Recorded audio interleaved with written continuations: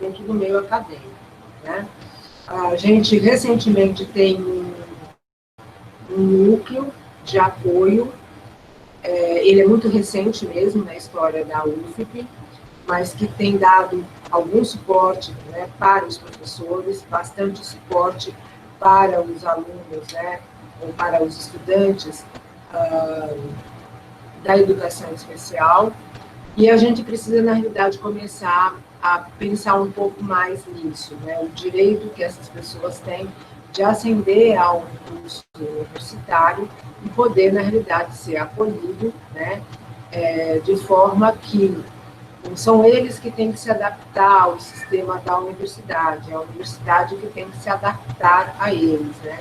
A gente tem que oferecer as condições necessárias para que eles possam, na realidade, se capacitar profissionalmente, né?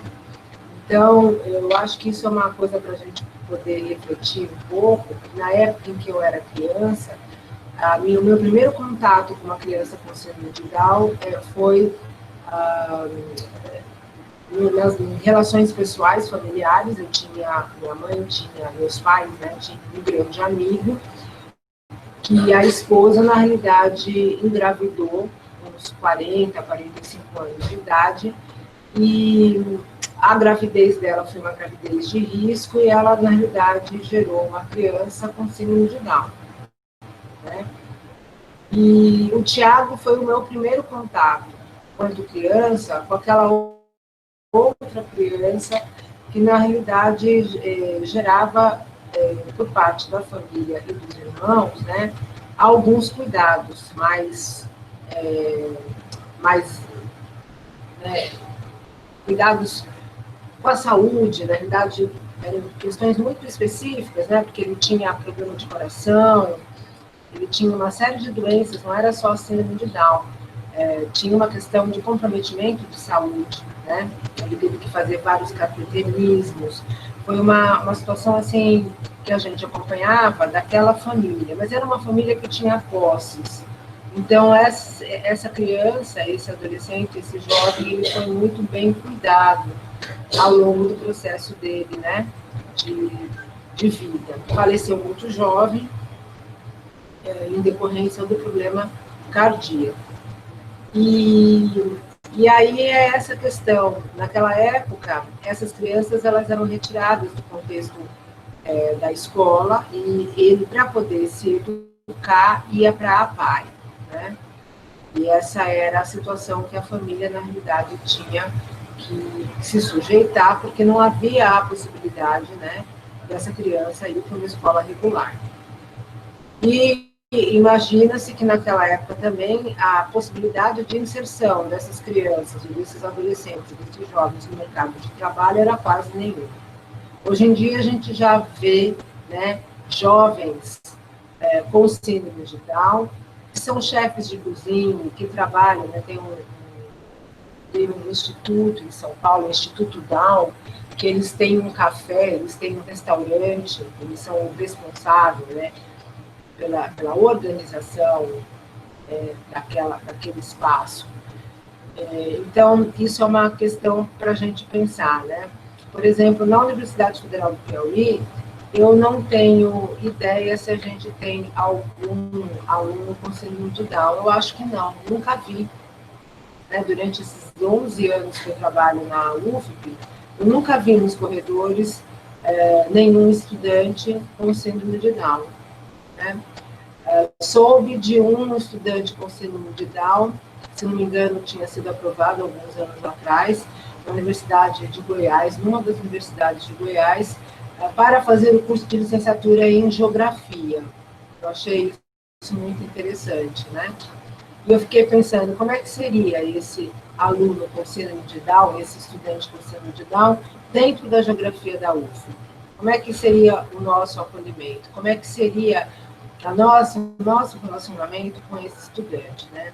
Então, é um pouco isso que a gente gostaria de falar, que essas pessoas, elas deveriam ter a oportunidade, né, de poder estar num curso universitário, se elas quisessem, se assim elas desejassem, né? Eu vou passar a palavra para a professora Lucinete, já agradecendo muito ela estar participando novamente conosco, né? E para falar desse tema e nos explicar um pouquinho a questão da síndrome, né?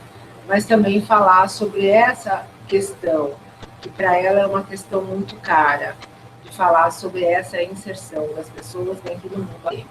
Bom, então, nós vamos passar a palavra para o professor Neto, sinta-se à vontade, né, para dialogar conosco. E vocês podem já colocando as perguntas de vocês no chat, né? Enfim, eu vou fazer a mesma coisa.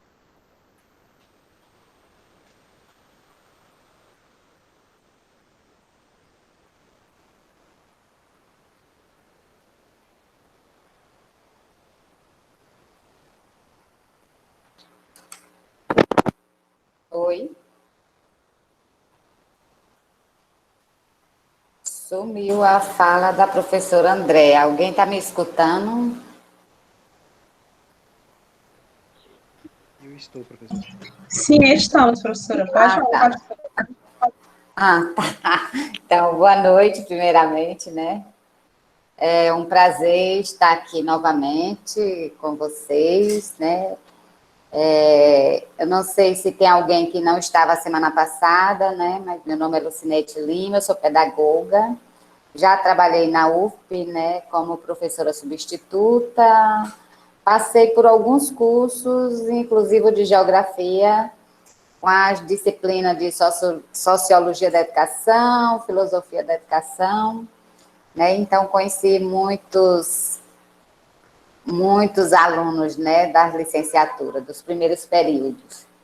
E assim, sempre gostei, né, dessa interação, porque estão entrando e tal, e diferente da pedagogia, né, que a gente estuda várias disciplinas voltadas mesmo para o ensino de crianças, as outras licenciaturas, elas são voltadas mais para o ensino fundamental, né, e então, assim, o foco é diferente, o trabalho é diferente.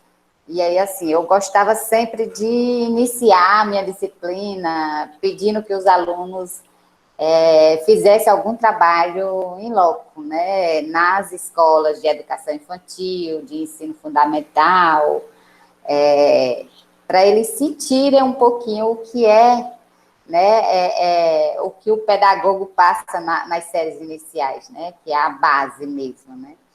E aí, no ensino fundamental, você já recebe um aluno, eu não digo preparado, né? Porque, infelizmente, nas nossas escolas, eles não estão preparados.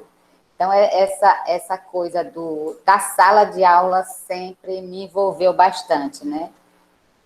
Eu sou pedagoga, mas eu trabalhei muito com ensino médio, né? Com as disciplinas de filosofia e sociologia, nas disciplinas pedagógicas, mas também trabalhei do infantil até educação no campo, né? E na educação especial eu estou desde 2007, né? Que eu estou na Associação de Amigos dos Autistas, atendendo a AMA.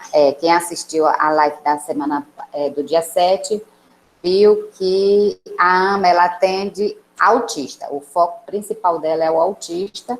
Claro que tem autista com outras comorbidades, que tem autista com síndrome de Down, autista que é cego, autista que é surdo.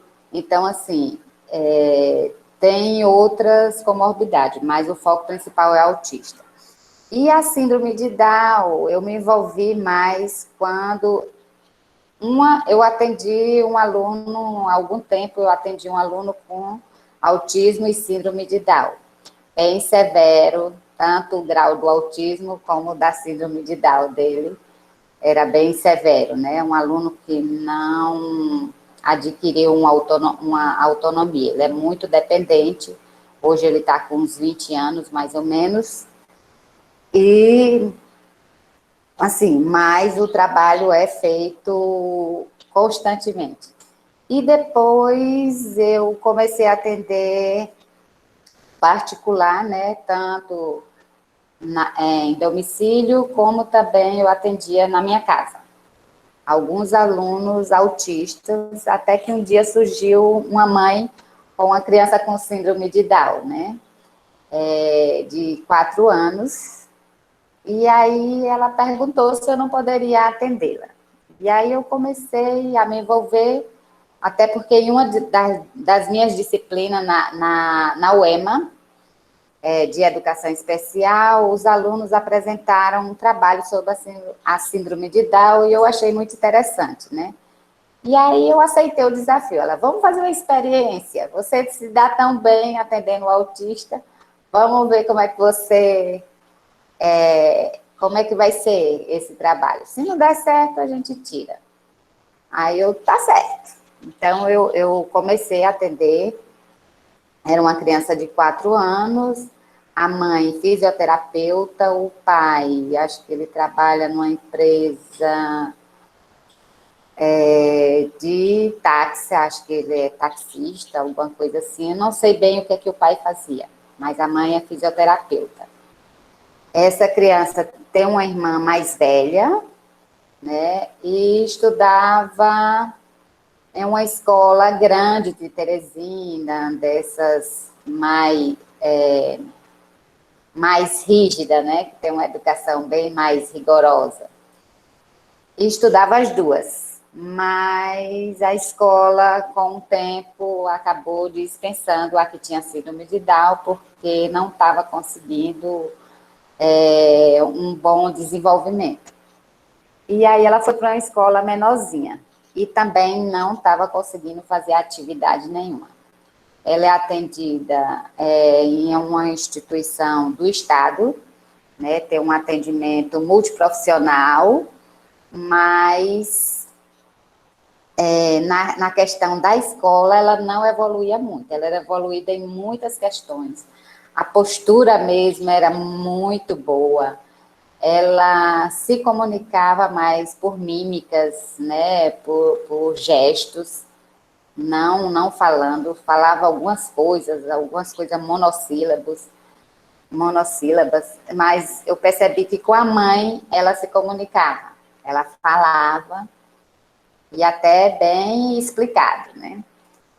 E aí, assim, eu comecei a me interessar por isso, aí comecei a estudar e comecei a ver se funcionava o ensino estruturado mesmo, baseado em ABA, né, que era o Teacher, e o PECS, com a troca de figuras, a comunicação através da troca de figuras, e eu comecei a fazer o mesmo trabalho que eu fazia com as crianças autistas, eu comecei a fazer com ela. E deu muito certo, gente. Então, eu comecei a estudar realmente quais as possibilidades que tinha uma criança com síndrome de Down de evoluir realmente na escola. E comecei a pesquisar a porcentagem de pessoas com síndrome de Down na escola, né? Na escola, na universidade, até que ponto elas podiam evoluir. E aí comecei a ver alguns blogs, algumas reportagens, e aí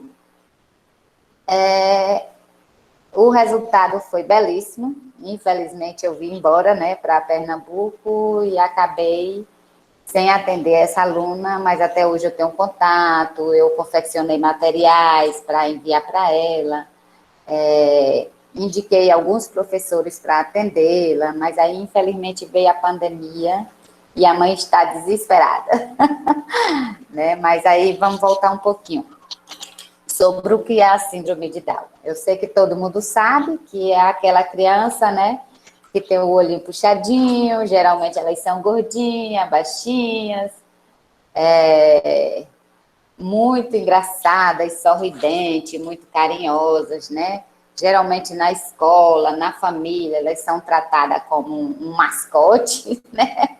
Elas são tratadas, assim, com muito cuidado, com muito zelo, tudo, mas eu não sei até que ponto isso é tão benéfico, né? Mas eu sei que a gente identifica de cara, né? Diferente do autismo, que a gente não identifica pela cara, pelo andar, a não ser por algumas características, né, de que é o balançar das mãos, andar nos pezinhos, algumas coisas assim, mas de cara, você olha uma fotografia, por exemplo, de uma criança com autismo, de uma pessoa com autismo, você não identifica de cara. Já a pessoa com síndrome de Down, você identifica. Aí a primeira coisa para esclarecer é que síndrome de Down não é uma doença, né? Não é uma doença, é uma, como é que a gente diz? Foi um erro genético, né? E assim, e que há muito tempo mesmo existe desde que a humanidade existe. Né? Mas a gente sabe que sempre foi muito cruel essa questão do acolhimento, seja na família, na sociedade como um todo, né? O acolhimento da pessoa que tem deficiência. A gente sabe que tinha algumas comunidades, algumas sociedades que até desprezavam esse sujeito, eles eram abandonados, né? Dizem até, não tem comprovação científica, né? Tinha tribos indígenas que abandonavam também, não deixava a mãe nem pegar, nem chegar perto da criança, jogavam na floresta e tudo. Tem várias histórias, né, sobre a pessoa com deficiência, principalmente com síndrome de Down. E outras também que o sujeito nasce e você já percebe de cara, né? Por exemplo, até alguém que nascia com um membro a mais, né, com um dedo a mais, ou alguém que nascia sem esses membros, tudo era rejeitado, né? Não eram considerados seres humanos, né? Era como uma aberração. Então, a primeira coisa para esclarecer é essa, que síndrome de Down não é uma doença, claro, que vem associado à síndrome de Down, vem associado realmente a algumas comorbidades. Eu vou já elencar algumas, né? Não que todas elas tenham. Tem algumas que são perfeitas, gente, que pouco adoece. Adoece como qualquer outra criança adoece, né? Mas a evolução, assim, o prognóstico é bem legal, o desenvolvimento e tudo, não difere muito das outras crianças, porque como o autismo também, ele tem 3 graus, né? É o leve, o moderado e o grave, e o comprometimento intelectual também, ele passa por esses 3 graus. Até os 6 anos, você identifica algumas características, mas que depois dos 6 anos, você tem que fazer uma nova avaliação, né? Porque isso, dependendo dos estímulos que essa criança vai ter, ela pode mudar esse grau, né? Se ela teve um bom estímulo, com certeza ela vai ter um prognóstico mais positivo, né? Ela pode sair de um grave, do moderado para um leve, como ao contrário, né? De repente, essa criança nem tinha muitos comprometimentos, mas só por ter síndrome de Down e as pessoas ainda não têm muito conhecimento de como trabalhar com essa criança, de como estimulá-la, ela pode regredir. Então, é aconselhável que você faça uma reavaliação depois dos 5, 6 anos, né? Para poder estar vendo esse grau de comprometimento. E outros exames que pode estar. Mas é uma grande porcentagem, realmente, a literatura mostra que 50% ou até mais, 70%, tem deficiência intelectual, sim, ela tem um QI menor, mais baixo do que uma criança neurotípica, né? Mas não é a doença. E desde 1800, eu anotei aqui, porque eu não sou muito boa de memória, desde 1866, e antes de eu estudar, eu achei que o Down era a pessoa que tinha descoberto, né, essa questão do cromossomo, esse erro e tudo, mas o John Down, né, de onde surgiu o nome, foi quem primeiro percebeu que tinha esse grupo de crianças diferente, né? Que elas tinham as mesmas características físicas, biológicas e tudo, bem parecidas, né? Ele viu que tinha esse grupo, mas aí daí se originou o nome Down. Mas só no século XX, realmente, que começou-se a estudar e foi que descobriu que era realmente esse erro no cromossomo, né? No cromossomo 21, em vez dele ser um par, ele é um trio, né? Então, assim, então você vê que de 1800, quando o Dow começou a perceber que tinha esse grupo diferenciado, né, que tinha as mesmas características, até alguém descobriu o que era que causava isso, houve muito tempo, né? Então, assim, foi um percurso muito grande e foi uma perca de tempo para eles, porque a partir do momento que você conhece, que você sabe o que é, você tem mais propriedade para estar intervindo nisso. E aí, o primeiro esclarecimento era esse, né, de que a síndrome de Down não é uma doença. Mas, associada a ela, muitas dessas crianças, elas têm, eu anotei também aqui, para não esquecer nenhuma, né, elas nascem, geralmente, muitas delas têm hipotonia, que é a musculatura flácida, principalmente as pernas, os membros, né? A coluna, tudo. E na idade alfabética, gente, é muito importante essa estimulação motora, porque geralmente os membros, as mãos dela também apresenta essa hipotonia, né? Essa flacidez nas articulações das mãos, por isso que elas têm tanta dificuldade na coordenação motora, na postura.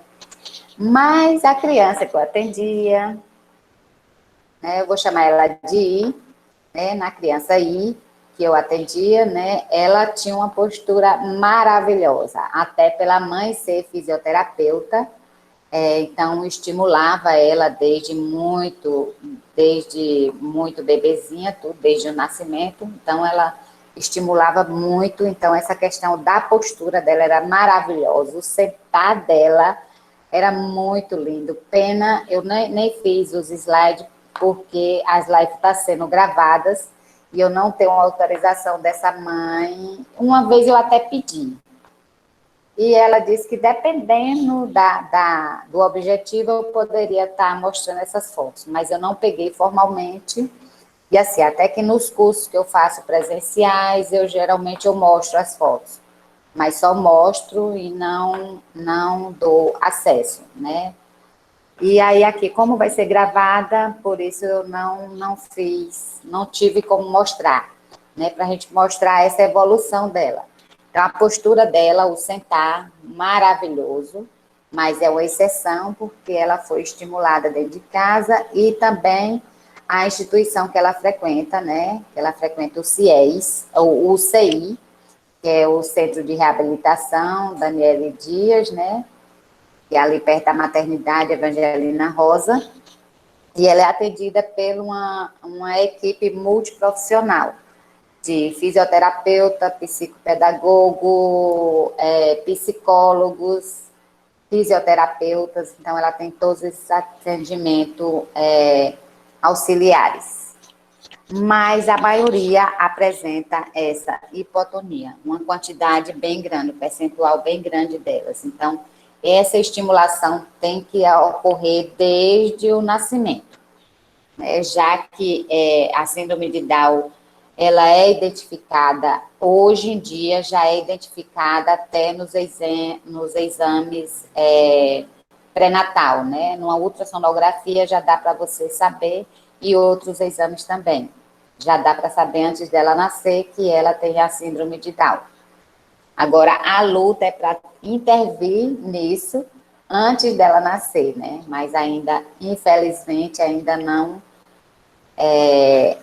evoluiu tanto, né, a ciência. Mas a pesquisa, ela já tá se encaminhando para isso. Então, antes do nascimento, você já identifica. Então, a criança, ao nascer, você já pode começar os estímulos, né? Diferente do autismo, que você vai descobrindo aos poucos, né? Como é só comportamental, você vai descobrindo aos poucos, e aí esses estímulos, eles são mais tardios. Já com a síndrome de Down, você pode começar a estimular desde cedo. Quanto mais estímulos, melhor é o prognóstico. Então, uma das coisas é a hipotonia, né, que é essa flacidez na musculatura. O pescoço curto, geralmente você quase não percebe, né, elas têm o pescoço bem curtinho, você quase não percebe que ela tem pescoço, né. Pregas na pálpebra, né, tem o olho puxadinho, confundido até com os orientais, né, então ela tem o olho puxadinho. A primeira coisa que a gente já identifica que ela tem síndrome de Down, né? As bochechinhas, né, mais cheias, a língua grande e flácida. Nem todas têm, mas a maioria tem, já é diferenciada. E uma grande maioria tem, assim, tanto que chega a atrapalhar tanto a fala, né, como outros problemas a mastigação, né, vários outros problemas causados por isso, por essa questão da língua maior e mais flácida. Não só a fala, mas também a questão da alimentação e tudo, né? Então, outra coisa, a estatura baixinha, a maioria das pessoas com síndrome de Down são baixinhas, não são todas, porque eu conheço alguns que são bem grandes mesmo, né? Então, não são todos. Então, algumas das características que eu coloquei aqui. Doenças, né? Comorbidades. Muitas delas, um percentual bem grande, tem problemas cardíacos, principalmente bem novas, né? Assim que nasce com problemas cardíacos, não são todas, sempre lembrando isso, não são todas, mas um percentual bem grande tem problemas cardíacos. O retardo mental, como eu disse, na literatura fala-se de 50, mas fala também no percentual bem maior, 70%, 75% apresenta deficiência intelectual. Hoje, esse percentual ele vai diminuindo por conta, como eu disse, quanto mais cedo você começa a estimular, né, melhor é o prognóstico. Por isso que esse percentual, não é que a literatura ela se diverge, mas é porque com as pesquisas vem mostrando que esses estímulos cada dia mais cedo, né, vem aí a terapia ocupacional, quando uma criança com síndrome de Down nasce, ela já tem toda essa assistência, né, quem tem plano de saúde já se prepara para isso, né? Como eu disse, já é identificado antes de nascer, então quando ela nasce já pode ter todo esse aparato, né? Como a professora Andrea disse, né? Falou aí do primo, mas como eles têm condição, então realmente começou esse estímulo tudo, que é muito caro, como vocês sabem, né? A nossa saúde pública é muito precária e para você pagar realmente fica muito caro esse tratamento, mas quem tem posses, então o prognóstico é bem melhor, porque começa esse estímulo bem cedo. Então, assim, a maioria tem esse problema cardíaco, então a família já se prepara para isso. Os hospitais públicos, eles também já têm, gente. Eu tive eu tive duas filhas prematuras, né? Uma foi no hospital particular, a outra foi no hospital público aqui em Pernambuco, em Recife. Hoje ela tem 18 anos, mas ela nasceu com 840 gramas. Ela tem perda auditiva leve, ela usa prótese, mas é leve. Isso tudo por conta da prematuridade. Até hoje não se descobriu por que eu tenho essas filhas prematuras, né? Porque uma eu tinha 18 anos, a outra eu tinha 34. Então, assim, nem era regularidade, sim. Aí, voltando lá para o início, né, da síndrome de Down, do diagnóstico, uma das coisas que se diz é que realmente uma das primeiras pesquisas foi para essa questão, né, de ser filhos de pais mais velhos, principalmente mãe mais velhas. Mas hoje as pesquisas vêm evoluindo e vêm mostrando que casais bem jovens, mães bem jovens, pais jovens também têm filhos com síndrome de Down. Claro que a porcentagem realmente é maior em mães mais velhas ou pais mais velhos, mas não quer dizer que casais novos, mães novas, não têm filho com síndrome de Down. Tem, e o percentual é bem grande, viu, gente? Não é tão pequeno, não. Então, assim, tem várias especulações, né? As pesquisas mostram para vários rumos. Pode ser, isso não foi descartado totalmente, que não é isso, mas pode ser um fator, né? Outro mães que tomam contraceptivos por muito tempo, mães fumantes, mães que bebem, mães que tomam remédio anticonvulsivos. Então, assim, as pesquisas apontam várias coisas, mas como o autismo também não tem uma causa fixa, fechada. Ah, foi isso que causou a síndrome de Down. Não, não tem. Uma das primeiras realmente foi a questão das mães serem mais velhas, ou o pai. Mas não foi descartada, mas pode ser uma das causas. Então, problemas cardíacos são uma das doenças. O retardo mental, como eu já disse, é uma grande porcentagem, mas esse prognóstico, cada dia mais com os estímulos, eles vem diminuindo essa porcentagem. Suscetível a infecções respiratórias, inclusive, assim, o que mais prejudica, né, nessa questão da inclusão, da inclusão dele na escola, é porque a maioria falta muito por conta desses problemas de saúde, né? Então, assim, uma gripe, não gosto nem de falar desse nome, gripezinha, uma gripe que para uma criança você cuida em casa, às vezes a criança com síndrome de Down, ela perdura por muito mais tempo. Aí, né, a criança que eu atendia, ela faltava mesmo muito à escola. Às vezes faltava de 15 dias, uma semana. Então, acumulava as atividades, aí ela ficava com preguiça, não queria acompanhar mais, não queria fazer. Então, assim, realmente, uma porcentagem muito grande delas tem gripe, como qualquer criança tem, mas elas são mais suscetíveis a ter mais crises. E quando tem, é mais forte do que nas crianças neurotípicas. Isso tudo não é regra geral, gente. Pode ter, pode não ter. Elas são suscetíveis a ter, no adulto, leucemia e Alzheimer bem mais cedo do que as pessoas neurotípicas, né?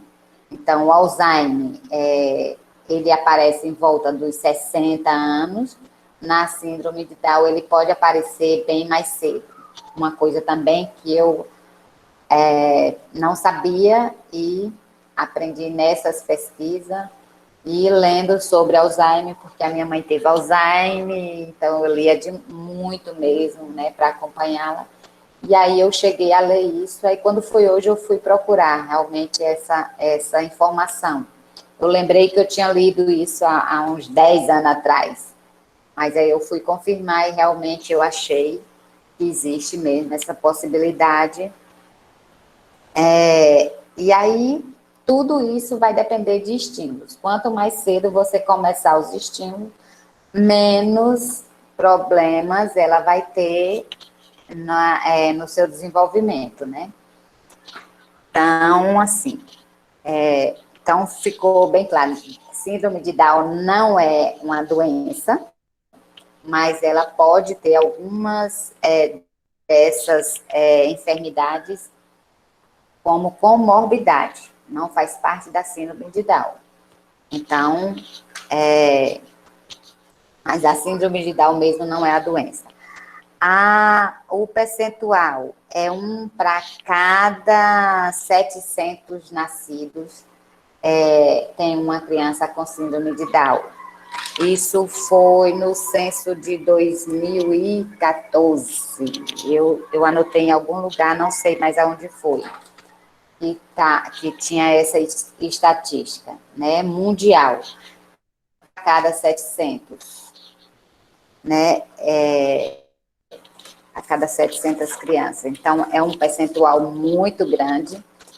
E aí, para a inclusão, isso é um desafio, porque a gente vê, como a professora Andréa disse, assim, que não tem conhecimento de muitas pessoas com síndrome de Down na Universidade Federal do Piauí, né?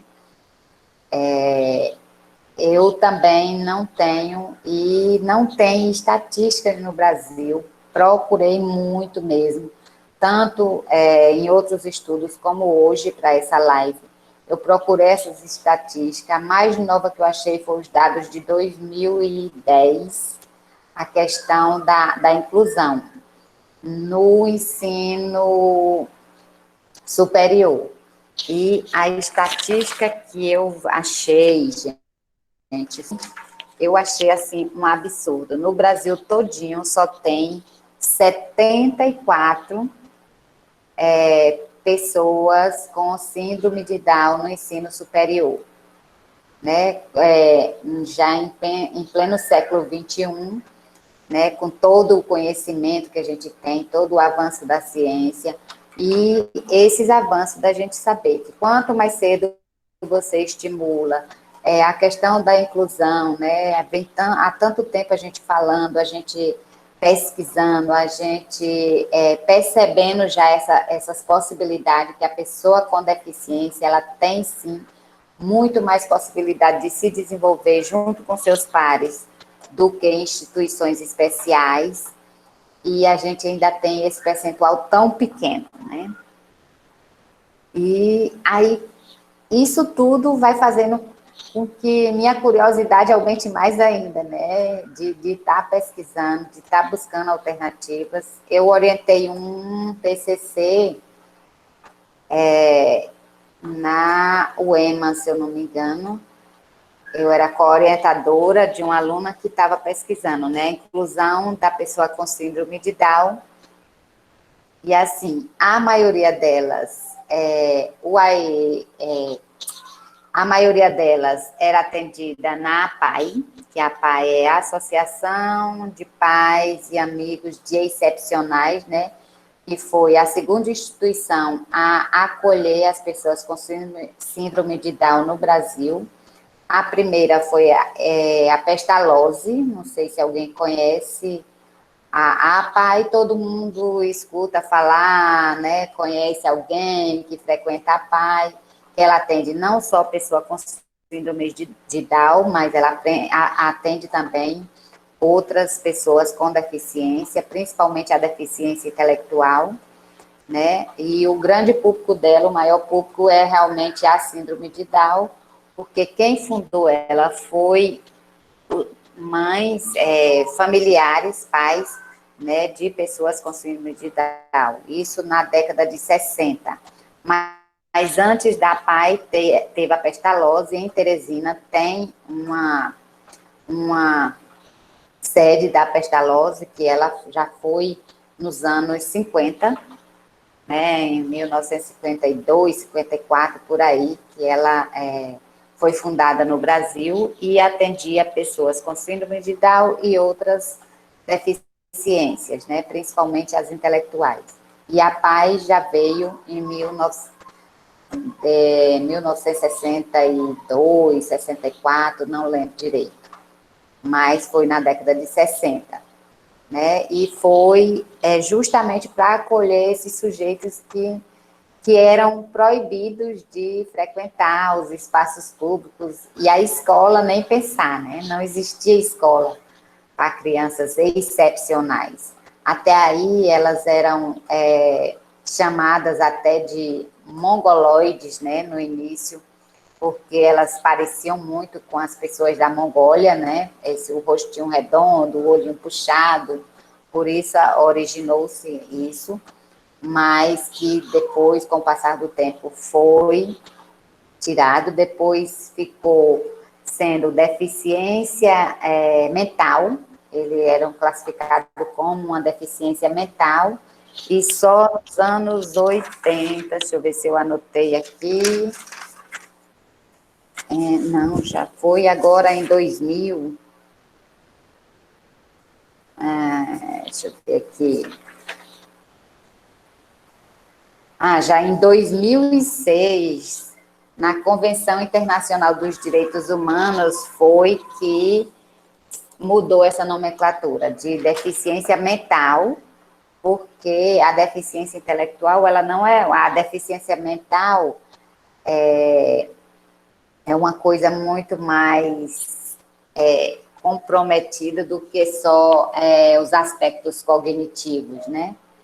Então, ela foi, a partir de 2006, ela saiu dessa classificação, né, das doenças mentais, porque, como eu disse, não é uma doença, não faz parte, né, não é como a esquizofrenia e outras doenças mentais, ela não é doença, então ela foi e ficou classificada como uma deficiência intelectual, porque ela tem um QI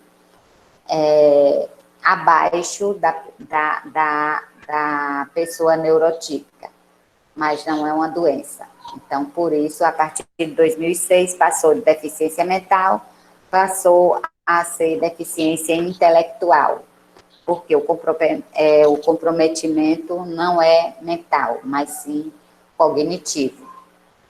E que a gente viu que tem toda a possibilidade de estar, sim, participando dos mesmos espaços.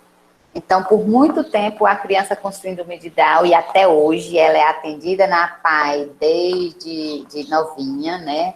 A PAI, ela atende desde, eu não sei, a do Piauí se atende bebês, mas tem em algumas capitais que elas atendem desde o nascimento, ela já começa a fazer essa estimulação. Eu sei que a de Teresina, eu acho que não atende bebês, ela já atende a criança já maior, né? Mas em Teresina também a gente tem o CI, né, que atende desde sim o bebê, é estimulado e é do Estado, né?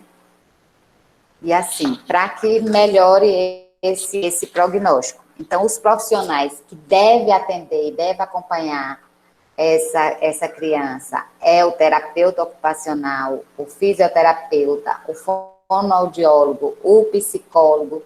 Esses profissionais são fundamentais, né, para dar suporte, porque só a escola não adianta dizer que vai acontecer a inclusão, eu só matricular a criança com síndrome de Down, tá, ela só tem deficiência intelectual, então vou matricular e o professor que se vire. Não, não é assim. Tem que ter esses outros suportes, sim. Como eu disse, muitas delas têm a hipotonia, né? Tem esse comprometimento motor, que vai dificultar esse processo de leitura e escrita, principalmente da escrita. E aí precisa desse fisioterapeuta para estar auxiliando, para estar trabalhando isso, essa musculatura da criança, né, para estar trabalhando essa coordenação. O fonoaudiólogo, como eu disse também, que a maioria, um grande percentual que nasce com a língua mais flácida e maior, que vai comprometer a fala, então tem que ter esse profissional, sim. E o psicólogo, gente, porque e o psicólogo é fundamental, né, para estar acompanhando em todas essas fases do desenvolvimento. É importante por quê? Porque a criança, ela ela vai sofrer rejeição, ela vai sofrer bullying, ela vai sofrer muito na sociedade, né, nesses espaços. E a partir do momento, quando a gente vê uma criança com síndrome de Down, que a gente queira ou que não queira, a gente já olha, ou porque acha bonitinha, ou fica com pena, acha ela engraçadinha, né? Porque todos eles são sorridentes, são comunicativos, né? Então, assim, ou vai super proteger demais, ou vai rejeitar. Então, é muito difícil. Então, até hoje, a maioria é atendido, sim, nas APAES, né? Seja nos interiores, seja na capital, mas já tem muitas clínicas e tudo, como a professora Andrea diz, a família que tem uma condição, ela já começa esse atendimento muito mais cedo, então já tem clínicas especializadas, que é feito trabalhos em grupos, belíssimos trabalhos, então por isso cada dia mais está avançando e a gente já vê muito mais esse público na escola regular. Mas, como eu disse, o percentual ainda nas universidades ainda é muito pouco, né? E a gente precisa fazer com que isso avance, porque as pesquisas vêm mostrando, sim, que esse sujeito, ele é capaz de aprender, claro, que como o autista, ele vai ter que ter, o professor, ele vai ter que ter conhecimento, vai ter que saber como lidar com esse aluno. Ele também é um aluno público-alvo do AEE, que é do Atendimento Educacional Especializado, que toda escola, pública ou privada, ela deve ter esse atendimento. Infelizmente, na nossa realidade, a nossa realidade não é essa. Nas escolas privadas, a gente ainda não vê, né, esse atendimento educacional especializado. Quando muito tem os psicopedagogos e os psicólogos para estar orientando os pais para buscar ajuda fora da escola, né? Mas dentro da escola mesmo não tem esse espaço, e é uma das coisas que eu venho lutando, sempre que eu posso estar no meio dos movimentos e tudo, é isso, para que realmente seja cumprido isso, que tenha nas escolas públicas e privadas. Eu fiz uma capacitação em uma escola privada em Caxias, no Maranhão, onde tem várias crianças com deficiência, inclusive síndrome de Down, autismo, TDAH, paralisia cerebral, uma escola bem tradicional de Caxias, grande, e a gente fez uma capacitação com os professores do ensino fundamental e acompanhamos e realmente vimos que dá certo. Se você souber como atender essa criança, atender esse aluno da melhor forma possível, com respeito, ele consegue evoluir igual os outros, sim. E daqui a pouco a gente vai ter nas universidades esse percentual bem maior, como foi o do autismo, foi bem rápido essa evolução, e eu acredito sim que a síndrome de Down é possível também. Claro, é mais devagar, viu, gente? É um trabalho bem mais minucioso, porque tem todas essas questões. O autismo a gente já viu, que o autista leve, ele evolui muito rápido, porque, ao contrário, ele não tem deficiência intelectual, a maioria, e o QI é até superior. Então, nessa questão acadêmica é mais fácil, é mais rápido a evolução. Já a síndrome de Down, por conta de muitas outras, dessa frequência na escola, né? Como eu disse aí, quando ele adoece, ele falta muito, então já compromete, né, essa aprendizagem. A escola deveria ter o AE, sim, dentro da escola, no contraturno, não é tirando a criança da escola, na sala de aula regular, 2 dias, para ela frequentar o AE, mas é no contraturno, como realmente como ela foi programada, é para ser no contraturno, que é para estar auxiliando o professor, né? não só na adaptação de atividades, mas está reforçando isso, porque vai precisar do passo a passo, ela vai precisar de um tempo maior para aprender, ela vai aprender sim, gente, mas ela vai precisar de um tempo maior, ela vai precisar dessa flexibilidade ou dessa adaptação nas atividades. Então, tem que ter esse acompanhamento no contraturno, né? Tem que ter todo esse acompanhamento dos outros profissionais. O terapeuta ocupacional tem que ser desde o nascimento essa estimulação para ensinar. A criança que eu atendi, né, aí, como eu estou chamando, por exemplo, ela, como eu disse no início, ela não eu achava que ela não falava, porque não sabia. Mas aí eu fui vendo, a mãe dela fazia questão, quando ela chegar, de dar boa tarde, tia Lu. E aí ela ficava sem querer dizer boa tarde, mas vá, fale, você sabe. E aí ela falava bem direitinho. Na hora que a mãe virava, ela não fazia mais. E aí, como análise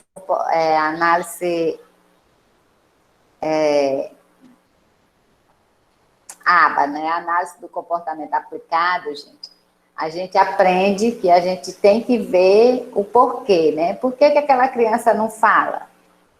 Será que é porque ela realmente não consegue, por conta dessa flacidez na língua, ela não conseguiu, mesmo com os estímulos com a fonoaudióloga? E aí eu fui pesquisar como era, aí fui fazer anamnese com a mãe, tudo. E aí descobri, essa criança, ela frequentava 2 dias, né, a instituição. Na escola, ela, como eu disse, passava às vezes 15 dias sem ir para a escola. Ela se recusava a fazer as atividades, ela riscava todas as atividades, ela riscava o livro, ela rasgava. Tudo dela era não.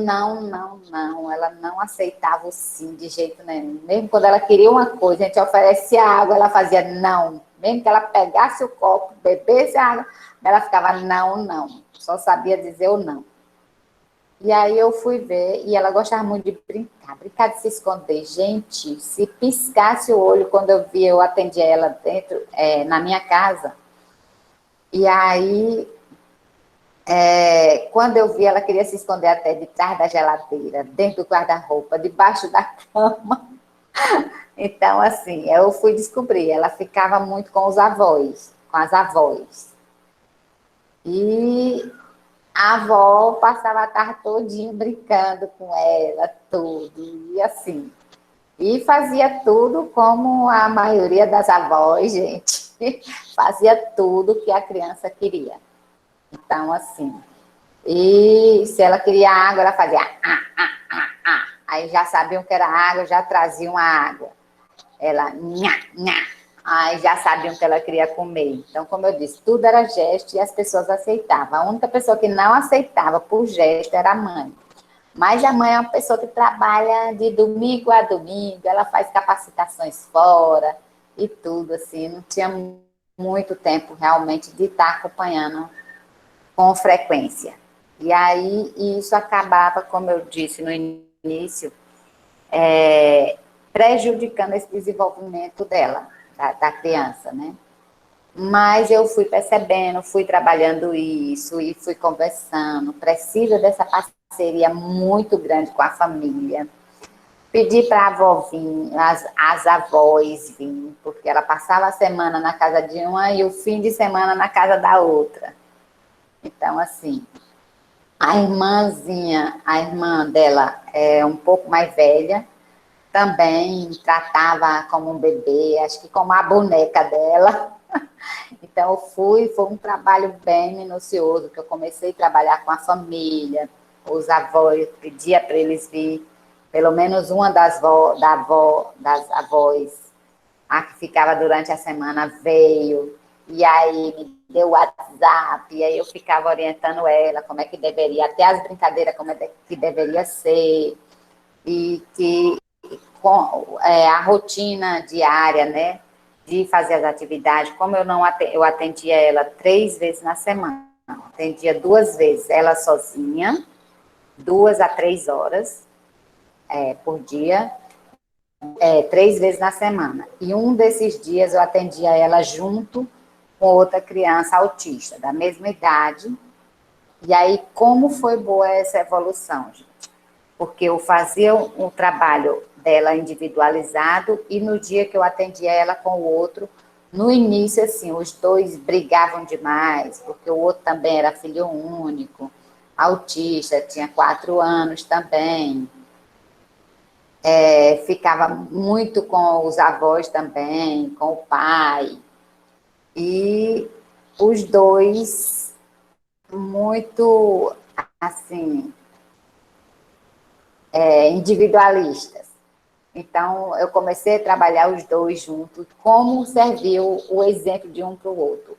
O autista, ele já escrevia, já fazia as tarefinhas, tudo, e ela não fazia. Mas, ao ver o outro fazendo, ela começou a se interessar.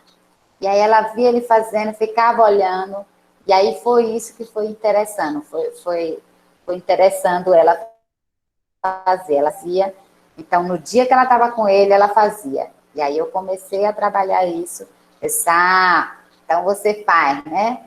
Se você faz no dia que ele está, você vai fazer os outros dias também, né? Então comecei a buscar estratégias.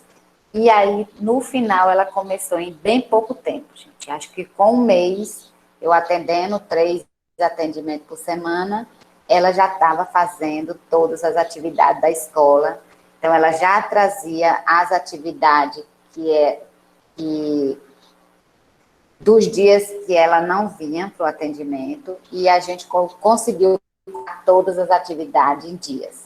Eu comecei a atender ela em maio, e a gente aí tinha todas as tarefinhas em casa. Então, a escola começou a mandar as tarefinhas passadas para a gente iniciar mesmo, para ver se ela acompanhava os outros.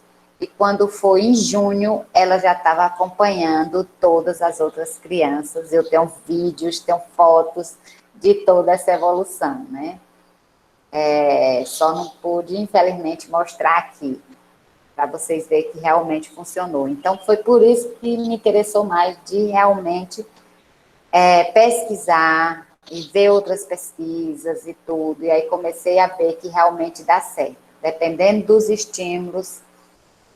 Mas, infelizmente, eu ainda não vejo nas escolas ainda muita criança com síndrome de Down. É porque passa por essa questão, as famílias ainda não confiam, né, na escola, porque não sente segura em mandar seu filho para a escola, porque ele vai bater, ele vai morder, vai. Eu lhe digo, o autista, ele não morde muito, não. O autista, ele não é muito agressivo, como as pessoas dizem. Ele agride se por acaso eu for pegar aquele bonequinho dele, se eu for pegar aquela tampinha que ele gosta de andar com ela, se eu for pegar naquele lápis que ele adora, aí sim ele vai para cima.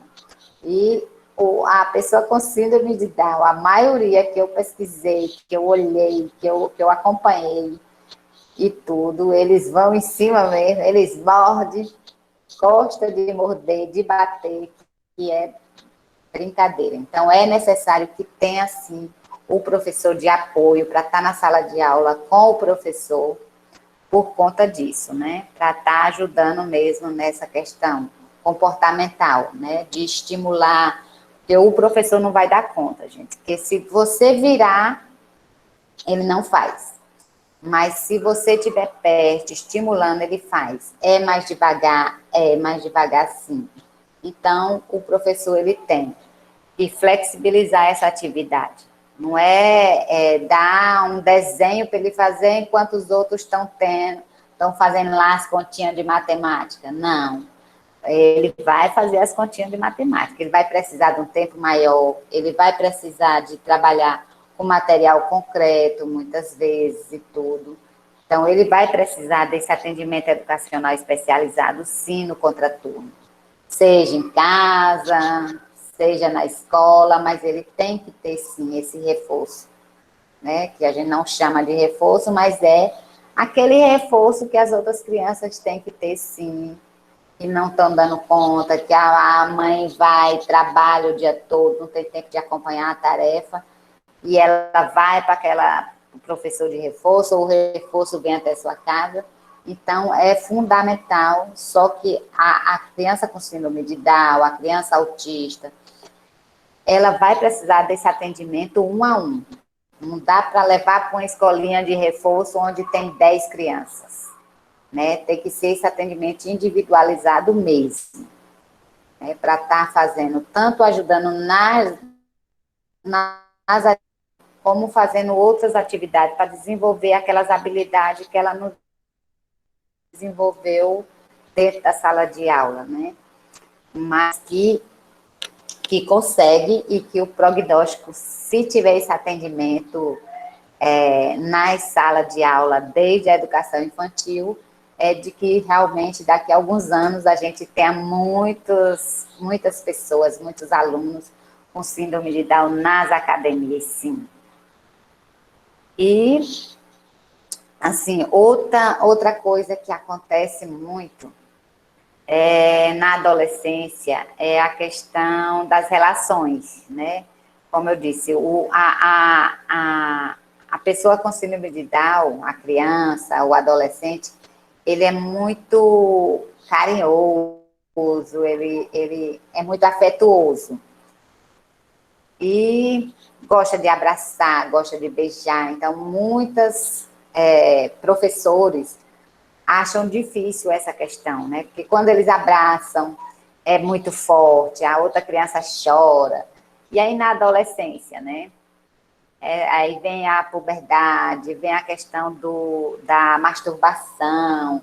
E por isso que eu digo, precisa desse psicólogo quase a vida toda, precisa, sim, desse atendimento de psicólogo, para estar trabalhando essas demandas que não dá para o professor trabalhar na sala de aula.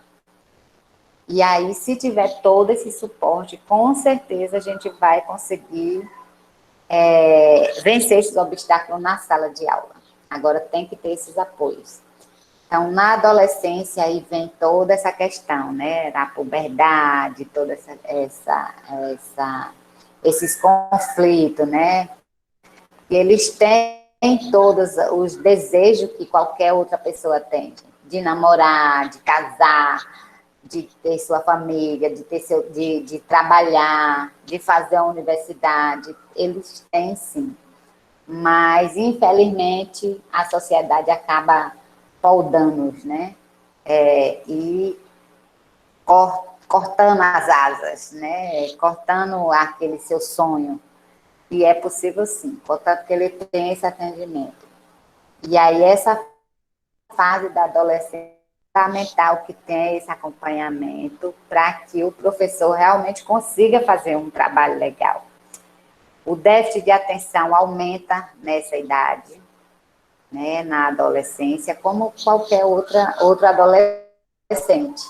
Mas com a pessoa com síndrome de Down, ele é bem acentuado. Então, precisa desse. E precisa que o professor saiba como lidar nessa fase, né? Principalmente aí vocês da geografia, né, que já pega ele justamente nessa fase. E aí, hoje a nossa realidade é que as pessoas com síndrome de Down estão chegando no ensino fundamental maior 2, né, no 6º ano, ainda sem ser alfabetizado.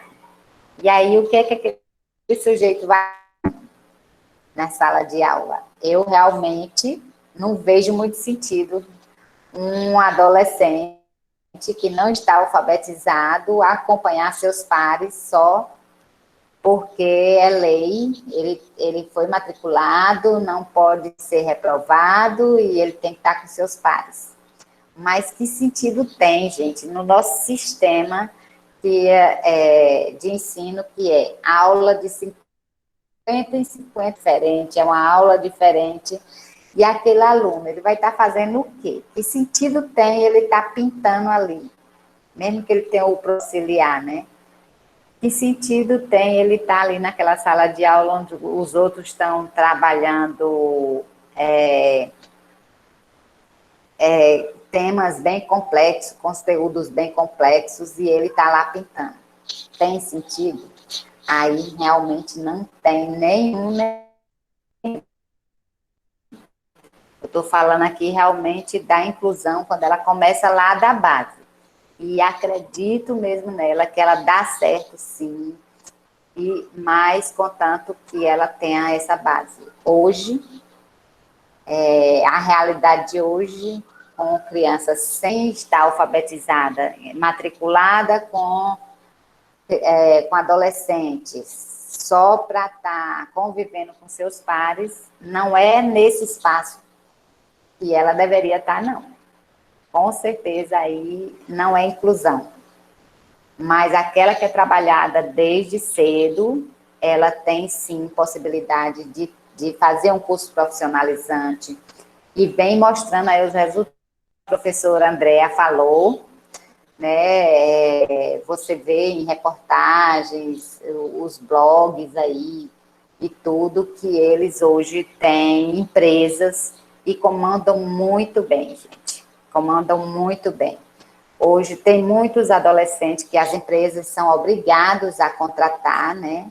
Toda empresa ela é obrigada a contratar, toda empresa que tenha mais de 100 funcionários, ela é obrigada a contratar pessoas com deficiência, percentual X, e esse percentual não vem sendo cumprido, porque não tem jovens qualificados, não tem pessoas com deficiência qualificadas para esses cargos. Mas aí passa pela mesma coisa, né? Se ele teve esse trabalho todo, ele conseguiu, ele sabe ler, ele sabe escrever, ele conseguiu evoluir e chegou até um curso profissionalizante. E também foi bem atendido, foi bem orientado, ele consegue ser até melhor do que qualquer um outro. Porque quando eles pegam precisa ser supervisionado, sim. Precisa, mas eles dão conta mais do que qualquer outro. Já tem mostrando isso, né? A eficiência do jovem com deficiência no mercado de trabalho, que eles vêm executando essas funções com muito mais responsabilidade.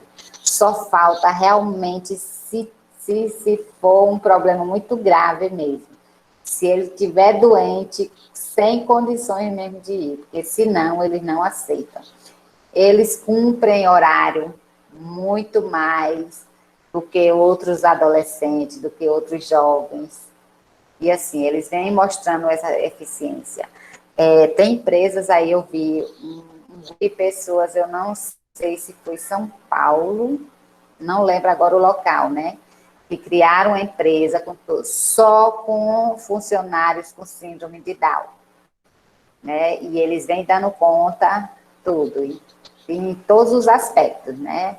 Toda a parte administrativa e muitos profissionais já também, que necessariamente não precisa nem saber ler e escrever, né? Nem todo mundo precisa saber ler e escrever para conseguir evoluir. E acreditar de que eles são capazes, sim, as famílias de acreditar nisso, né? Que eles não são capazes, que eles têm que ser super protegidos,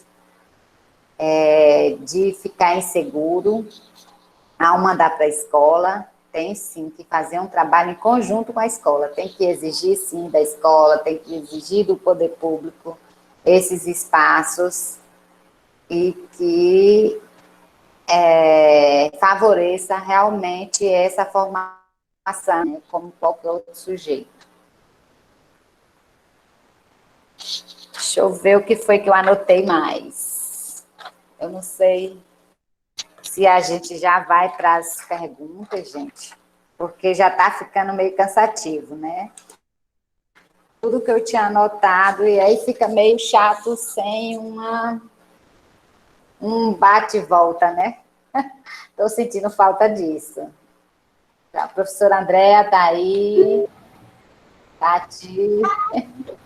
Lucinete, Tá. o povo está meio tímido hoje, né? Eu estava até em falando, tentando procurar a internet. Peraí, professora, eu vou desligar o meu. porque tá... Vou desligar o meu para ver se melhora. Espera aí. Espera aí que eu vou tentar colocar o meu fone. Espera só um pouco.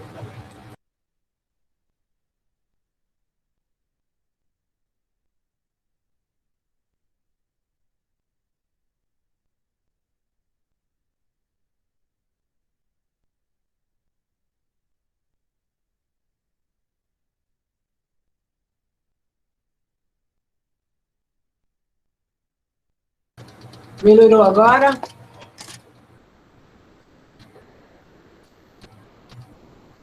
Sim, melhorou. Lucinete? Melhorou? Pronto. Então, enquanto você estava falando, Lucinete, eu estava tentando procurar aqui na internet algumas informações sobre Fundação Síndrome de Down, né? E o Instituto Chefes Especiais, que são instituições que a gente tem em São Paulo, né? Os Chefes Especiais fica, na realidade, no JK Iguatemi, né? Próximo da shopping Iguatemi de São Paulo. E é uma instituição que atua desde 2006, criada por Simone Lozano, com a intenção de facilitar a inclusão social e a autonomia para pessoas com síndrome de Down, através da gastronomia, com a missão de facilitar a inserção à vida na sociedade e no mundo do trabalho, né? Então, para quem puder pesquisar, acho que é uma coisa bem legal, os chefes sociais, né? Porque são adolescentes, são adultos, que estão se dedicando a essa coisa maravilhosa, que é a cozinha, que é a alimentação, né? A elaboração de pratos, de menu, cardápios, etc., já com uma inserção. Além de outras fundações que a gente tem, eu estava procurando também a fundação sobre síndrome de Down, né? Para a gente poder entender como funcionam essas instituições. Tem lojinha, né? Tem eventos que eles promovem. Então, nessa que eu conheço em São Paulo, o Instituto Down, essa semana eles fizeram a festa de Natal, né? As crianças estavam todas de máscara, Papai Noel estava de face shield, culturais. Nós não temos, assim, muitas perguntas do Caio. Professora Lucinete, o que a universidade poderia fazer para facilitar a inclusão dos portadores de síndrome de Down?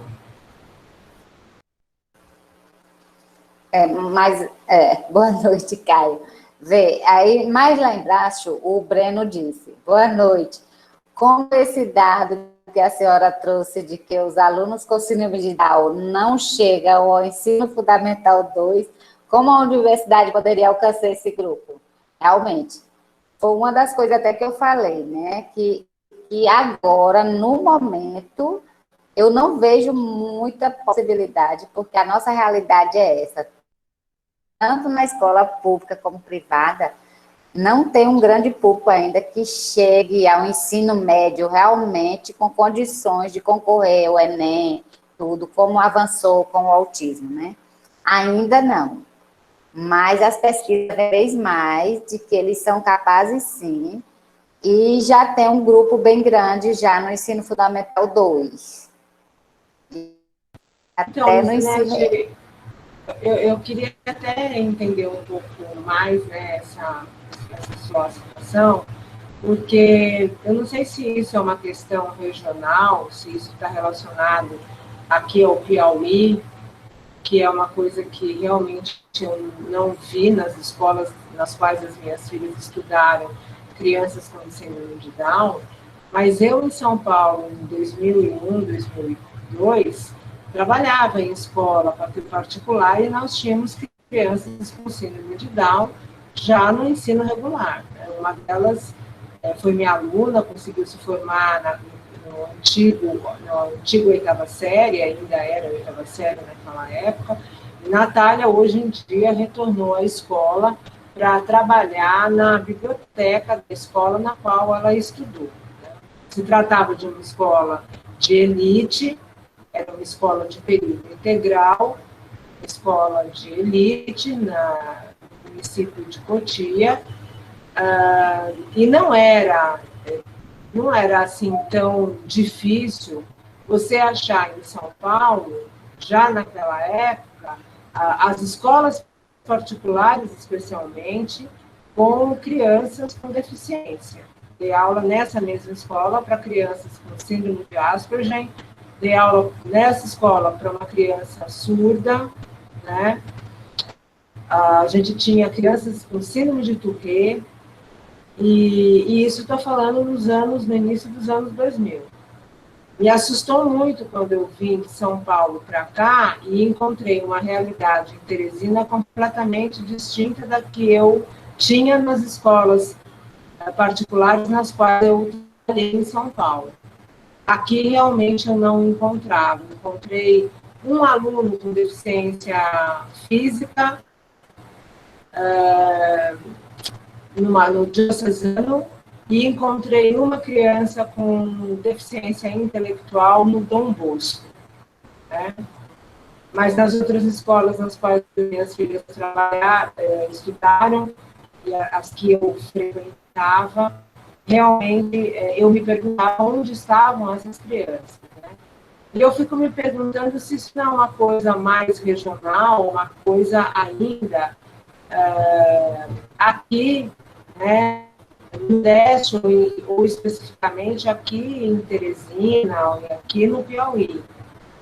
Porque a minha realidade como professora de educação básica, no ano de 2000, já era o contato com essas crianças, né, dentro do contexto escolar. Então, aqui a gente sabe que, né, as crianças surdas, elas estão dentro da escola, mas, por exemplo, a Juliana, que foi uma aluna minha de mestrado, dizia que as crianças preferiam ir, por exemplo, para instituições como a APADA, Associação de Pais e Amigos do Deficiente Auditivo, né? Embora a gente tenha também a escola estadual, né, aqui, se não me engano, José Olímpio, né, que atende as crianças que são surdas, os adolescentes que são surdos. Então, assim, eu fiquei me perguntando um pouco isso, se não é uma questão ainda cultural aqui de Teresina e cultural aqui do Piauí, né? Minha realidade na capital, eu estou falando de São Paulo, era uma coisa bem diferente da que eu encontrei aqui quando eu cheguei em 2009. Então, a questão é essa para vocês. Será que não é uma questão cultural? Também é.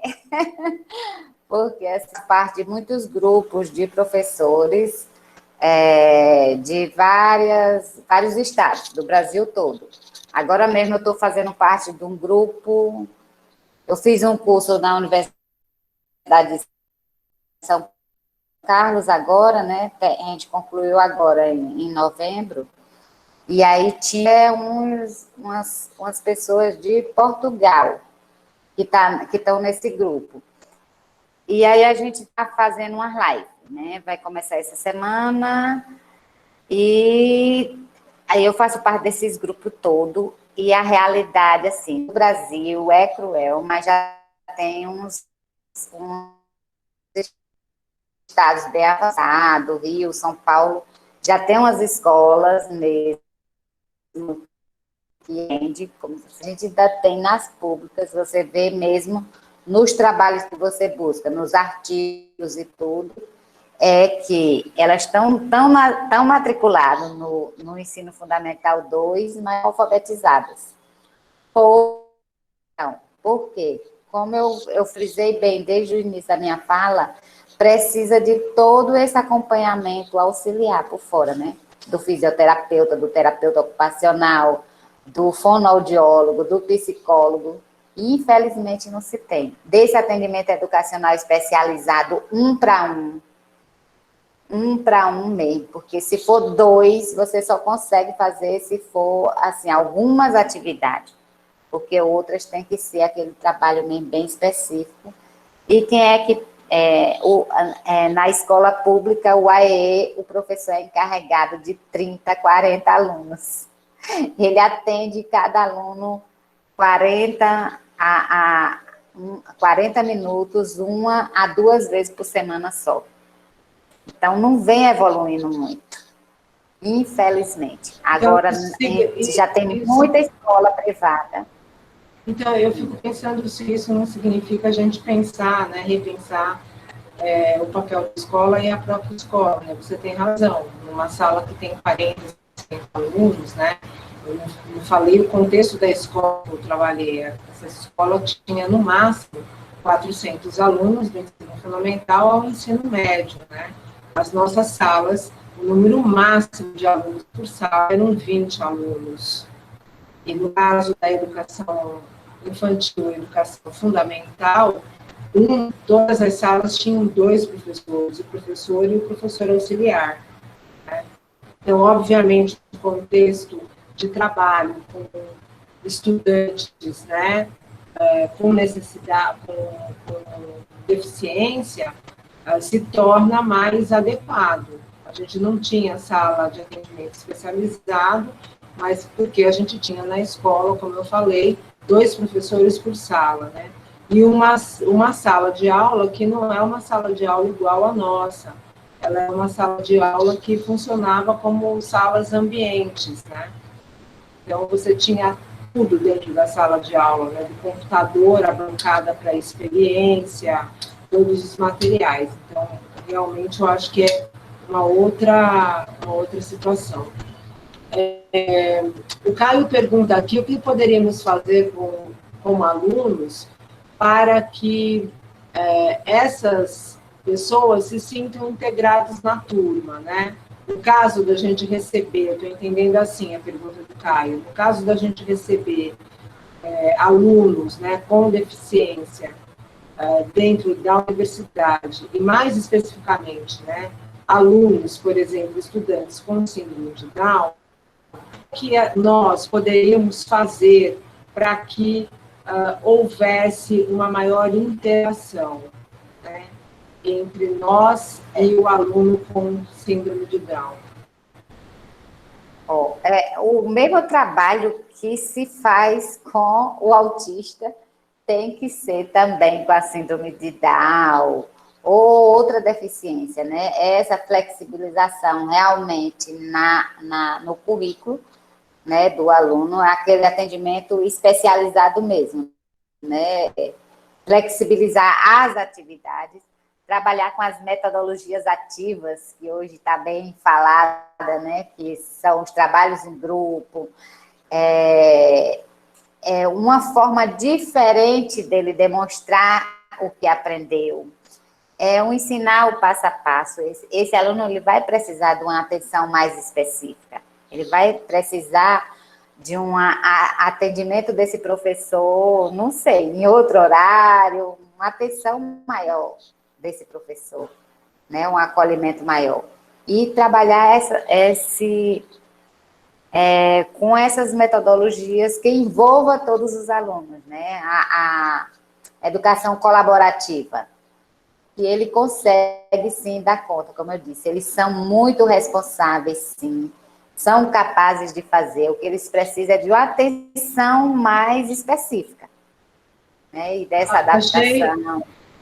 Achei bem interessante isso que você falou, de uma ação mais colaborativa dentro da sala de aula, porque essa escola, né, o Instituto Siddhartha, no qual eu trabalhei, a sistemática era mesmo de ensino colaborativo. E o que você fala tem muita pertinência, porque Natália, essa adolescente com síndrome de Down, ela tinha uma defasagem intelectual e emocional em relação aos alunos do que seria o 9º ano. Ela era mais infantilizada. e também com muita dificuldade, na realidade, de ter responsabilidade sobre determinadas situações. No grupo, ela era cobrada pelos colegas, portanto, ela tinha que ter certas responsabilidades sobre determinadas atividades ou coisas que eles combinavam, né? Então, o próprio grupo, na realidade, ajudava a Natália a desenvolver esse lado da responsabilidade de se perceber dentro do grupo, né? Porque é o que você falou, tinha horas que ela tinha as crises meio que emocionais, né? E ela embirrava e ela queria fazer do jeito dela. Né? E aí, assim, era um grupo, na realidade, a professora só não dá conta. O grupo de adolescentes, na realidade, é que ajudava a Natália a perceber que o comportamento era inadequado, né, para o lugar onde ela estava, ou que ela não podia fazer aquilo que ela queria naquele momento, né? Então, isso que você falou, metodologias ativas e ensino colaborativo, são aspectos importantes para quando a gente trabalha também, né, com esse tipo de aluno, esse tipo eu fui um evento, acho que foi no início de 2019, no IFMA, em Caxias. Fui convidada para uma mesa redonda, não lembro de qual curso, acho que era de pedagogia ou era geral, lá do IFMA. E aí um grupo de professores muito interessante, eles desenvolveram vários projetos com jovens com deficiência, que estava lá no IFMA. Inclusive tinha uma com síndrome de Down e ela tinha mais 2 comorbidades. Era síndrome de Down, não sei se era cega, baixa visão. Era 3 coisas juntas, três deficiências juntas. E eles estavam desenvolvendo um projeto lá de informática com ela. Aí eles ficavam no contraturno, sim, acompanhando ela, tinha os monitores para acompanhar ela, e disseram que ela estava dando muito conta, foi elogiada, tudo. Eu não sei direito mais qual foi o projeto que eles desenvolveram, mas estavam desenvolvendo um projeto na área de informática com ela e estavam maravilhados, porque achavam que ela não ia dar conta, e disse que ela superou as expectativas, mais do que evoluiu mais do que qualquer outro aluno da mesma turma. E aí, acho que é uma coisa interessante que você está falando também, né? Porque mexe com a questão dos centros de interesse, né? A gente trabalha com centros de interesse desses alunos, a gente tem resultados melhores. Brendo está te fazendo a seguinte pergunta, né? Boa noite. Com esse dado que a senhora trouxe, de que os alunos com síndrome de Down não chegam ao ensino fundamental 2, como é que a universidade poderia alcançar este grupo? Pois é o que eu já falei, né? Que não chegou ainda, mas vai chegar sim, porque já tem muita escola. Eu creio que até Teresina, eu não tenho muito conhecimento de síndrome de Down nas escolas, mas nos interior tudo já está tendo, sim. Eu já conheço pessoas com síndrome de Down em alguns interiores que já estão no ensino fundamental e estão acompanhando. Como eu disse, em Caxias, eu participei desse evento no IFMA e já tinha jovem lá no IFMA, já participando, sim, já na graduação, né? Então, assim, vai chegar, sim. Agora, infelizmente, o percentual ainda é muito pequeno. Aí, o que eu venho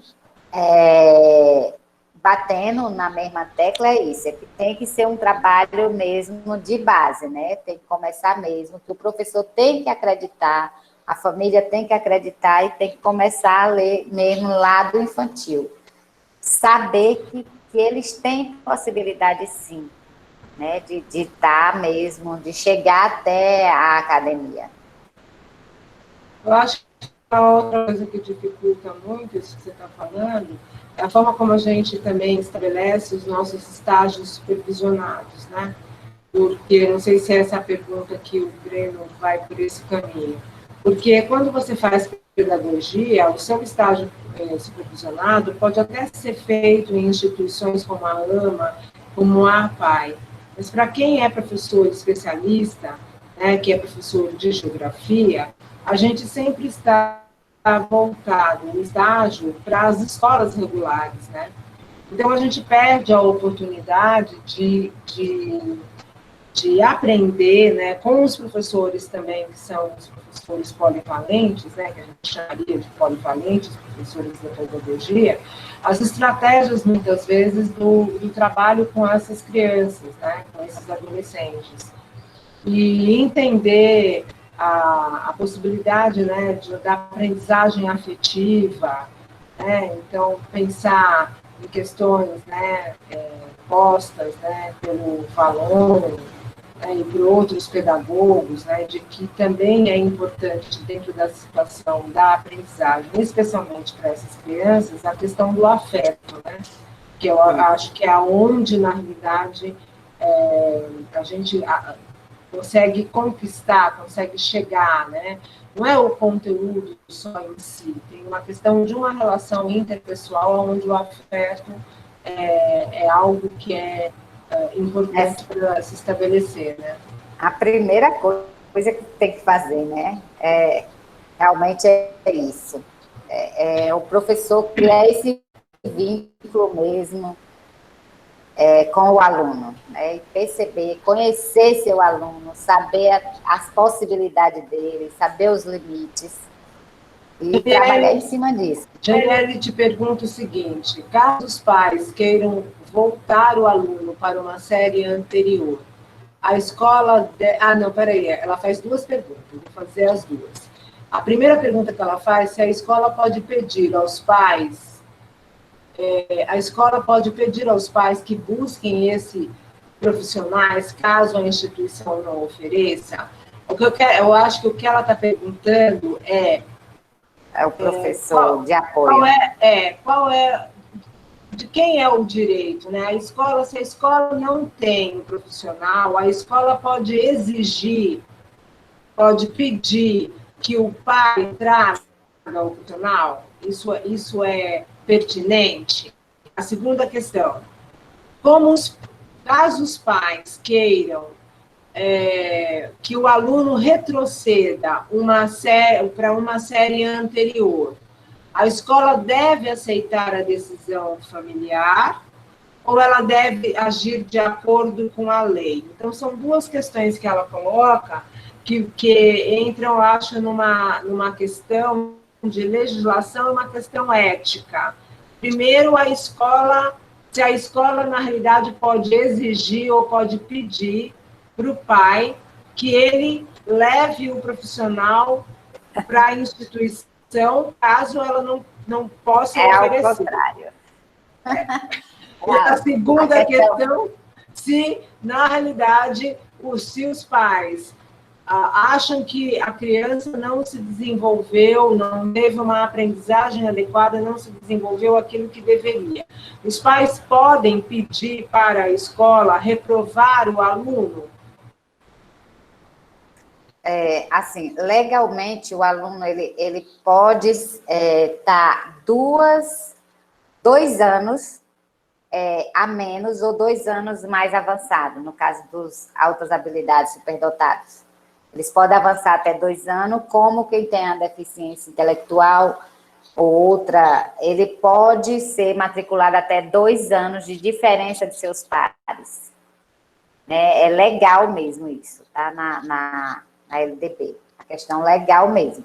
Então, o pai, se vê que não avançou, ele pode pedir, sim, à escola que reveja, mas a decisão tem que ser junto, né? A meu ver, tem que ser junto. Família e escola tem que pensar isso, né? Então, legalmente, sim, o aluno pode ser retido até 2 anos, o aconselhado até que seja realmente nessa transição do infantil para o fundamental, porque se ele ainda não adquiriu as habilidades básicas, não conseguiu, não está nesse processo ainda alfabético, né, que a criança já está ao sair do infantil para o fundamental, e aí essa criança não acompanha, a família pode sim fazer, questionar com a escola de reter ela um ano. E nessa transição também, isso um recorte meu. Legalmente ele pode, 2 anos acima ou abaixo. Aí o meu recorte, nas minhas observações, na minha experiência, é que a gente faça esse recorte aí, nessas transições, do Fundamental 1 para o 2 também, que é muito difícil, né? Ele sai de uma dinâmica de um professor polivalente, onde no máximo ele tem 2 ou 3 professores só no ensino fundamental 1 para o 2, onde ele vai ter 20 professores, 10 professores, e é muito mais difícil, né? Então, o bom é que ele fique retido mesmo. Então, até 2 anos ele pode. A Janelle está fazendo um comentário aqui, a professora Adriana também. A Janelle diz que realmente ela percebe que a maioria dessas crianças acabam frequentando a escola até o ensino fundamental menor, né? Porque, de fato, falta uma capacitação nas instituições públicas, principalmente, né, para fazer o acompanhamento. E a professora Adriana Souza, ela disse que na escola na qual ela trabalha, ela tem um aluno com síndrome de Down, e com auxílio de PA. E ele está se desenvolvendo bastante, né? Então, acho que reitera isso que você falou na sua fala, quando tem, na realidade, apoio, né? Há um desenvolvimento. Então, seria essa atitude que as escolas deveriam ter, né? A gestão escolar, a coordenação pedagógica, enfim. E legalmente, voltando lá para a pergunta da Janiele, a escola, seja pública ou privada, ela tem a obrigação de oferecer. Infelizmente, está a briga, principalmente da escola privada. A pública, porque geralmente eles não têm profissional suficientes e acaba negligenciando, mas a família é lei, é por lei. Então, a família pode ir atrás, sim, pode cobrar da escola, pode cobrar mesmo esse auxiliar, porque ele tem direito, sim. O aluno com deficiência, ele tem direito a esse apoio.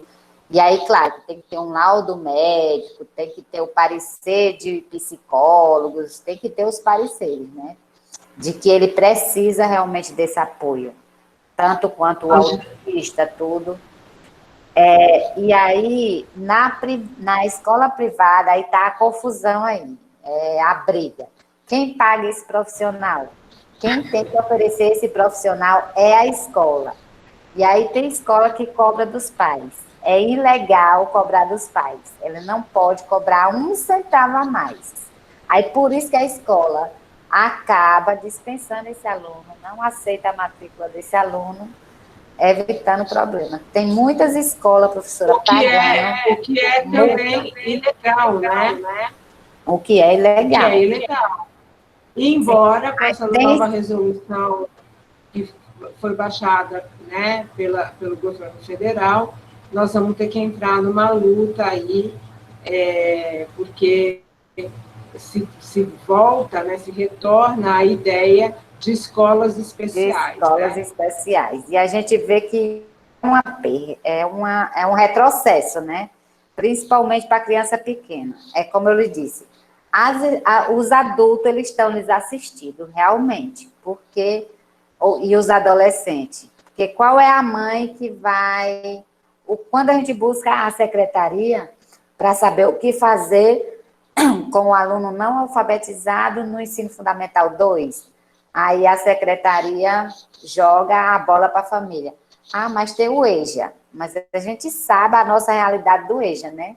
São adolescentes, são jovens, muitas vezes infratores, são jovens trabalhadores, são adultos que se evadiram da escola e hoje estão retornando, né, por uma exigência, ou estão só para cumprir porque recebem um auxílio, uma bolsa.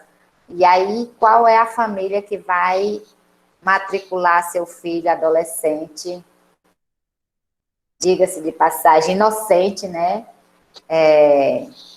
Numa sala de aula com essa realidade? Aí acaba que eles ficam sem atendimento nenhum. Aí recorrendo às instituições. Em Teresina, eles são atendidos com síndrome de Down na Pestalozzi, na PAI, até os 16 anos no CIES, né, e nessas instituições. E no Ana Cordeiro. As instituições que acolhem eles. Porque se eles não estão alfabetizados, por isso que acaba que você não encontra no ensino fundamental 2. Até o 5º ano, a escola ainda vem segurando eles. Né? Mesmo sem estar alfabetizado, vem segurando.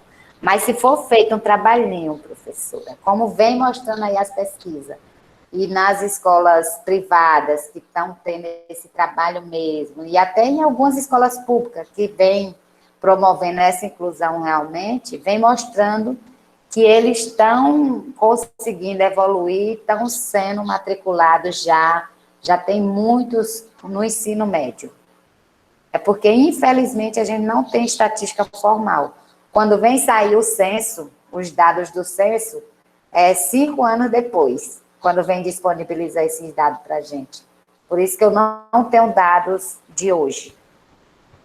Bom, a Janiele continua dialogando contigo e trazendo um pouco da realidade dela, né? Ela fala que, no final das contas, falta muito conhecimento por parte da família, então isso que você falou, de que é um direito dos pais e da criança, do adolescente, né?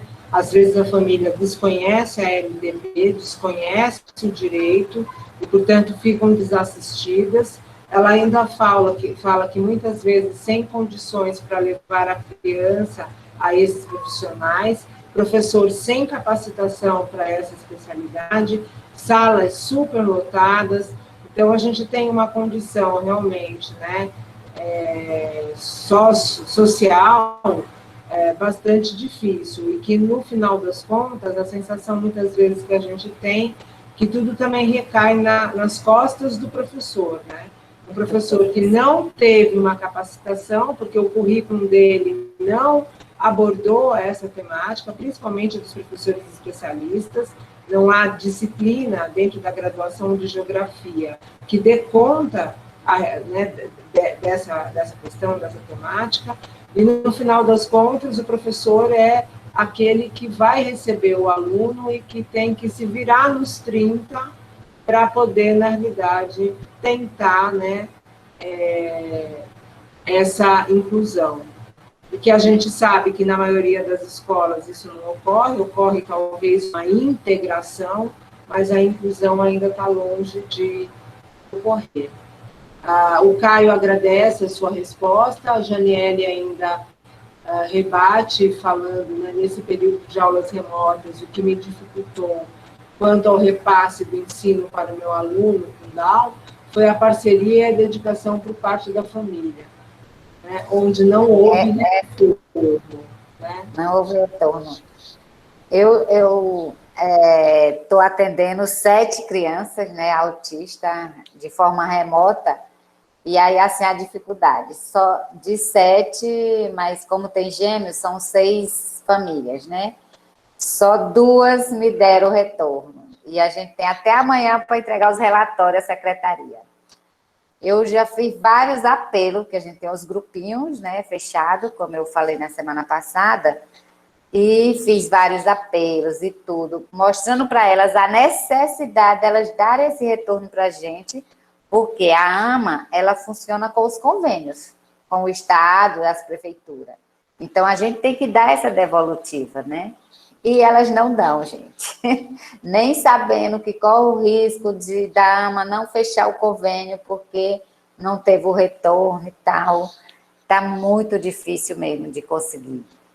Né? Eu sei que é difícil para elas, mas também há isso, que as famílias ainda têm essa cultura de jogar toda a responsabilidade para a escola, para o professor, porque eu lhe digo que a gente se virou nos 30. Eu digo por mim e por umas centenas de profissionais que eu conheço, que a gente se virou nos 30 mesmo, assim, fizemos até o impossível. Mas o retorno das famílias, infelizmente, a queixa maior de todo mundo é essa, que as famílias não deram o retorno suficiente. Infelizmente, né? Janiele está colocando aqui o seguinte, né, que ela, muito obrigada pelos agradecimentos, muito útil para mim. Sonhei com esse retorno do meu aluno, mas também, infelizmente, não tive. Nos veremos no próximo ano. E a professora Elizabeth, né, que você conhece, que trabalha com Libras, né, está fazendo aqui o comentário, excelentes experiências, professora Lucinete, parabéns pelo seu trabalho. Estou vivendo essas mesmas dificuldades com os alunos e com as famílias, né? E eu também fico imaginando como é difícil essa situação de trabalhar com crianças, com adolescentes que são surdos, né? Numa aula remota, né? E a gente sabe que muitas vezes o processo é um processo, o que nos afasta muitas vezes é o processo de comunicação, é a comunicação que não se estabelece, né, entre o professor e o aluno, tem uma dificuldade de compreensão, de comunicação, e com o ensino remoto isso fica cada vez, né, mais distante, mais difícil, né? Então, a gente tem que ser perseverante, tem que pensar em alternativas, mas eu também fico pensando como é duro para essas crianças estarem nesse processo de aprendizagem, distante da escola, distante da situação de socialização, né, dos espaços que vivia, e etc. Então, está sendo muito difícil. A Ana Carolina também está falando que vive essa realidade, né? Eu agradeço muito, Lucinete, a sua disponibilidade. A gente tem uns 3 minutinhos aí para você se despedir, né, da gente. A Catiúcia está dizendo aqui que aprendeu muito com você. Obrigada por partilhar as experiências, belíssimo trabalho.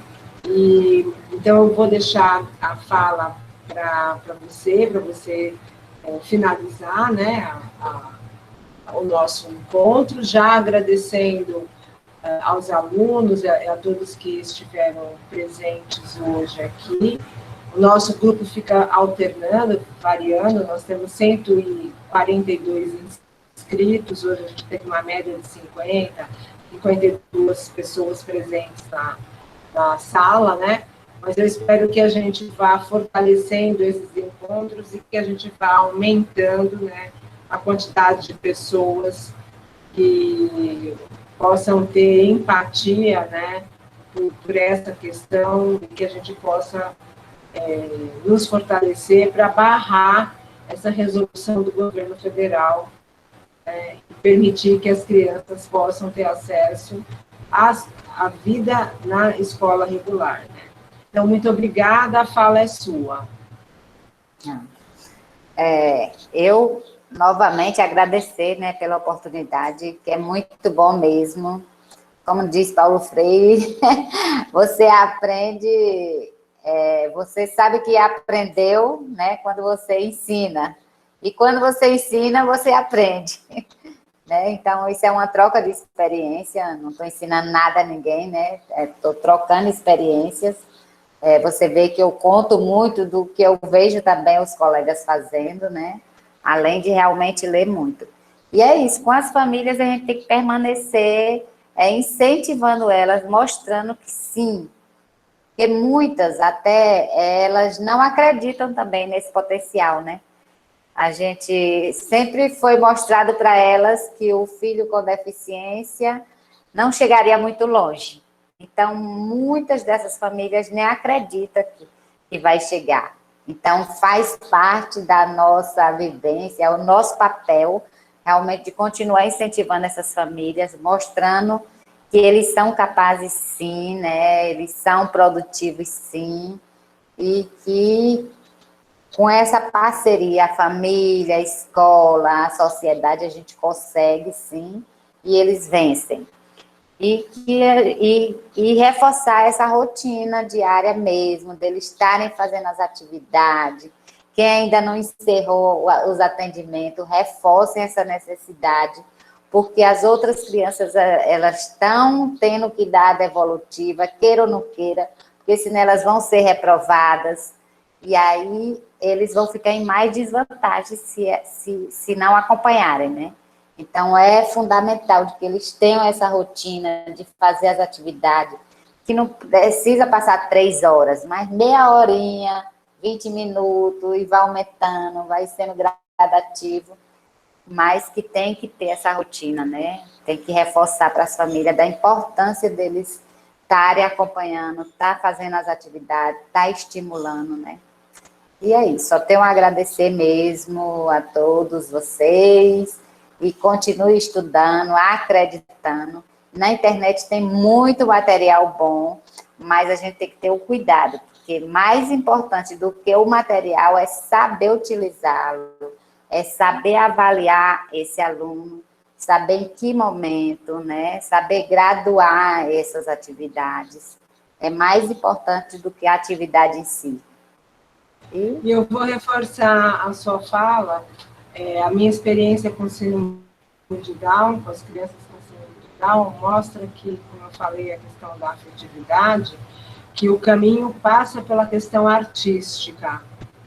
E eles se desenvolvem muito, a situação de tocar instrumento, do piano, eles gostam, alguns deles, dessa teatro e pintura.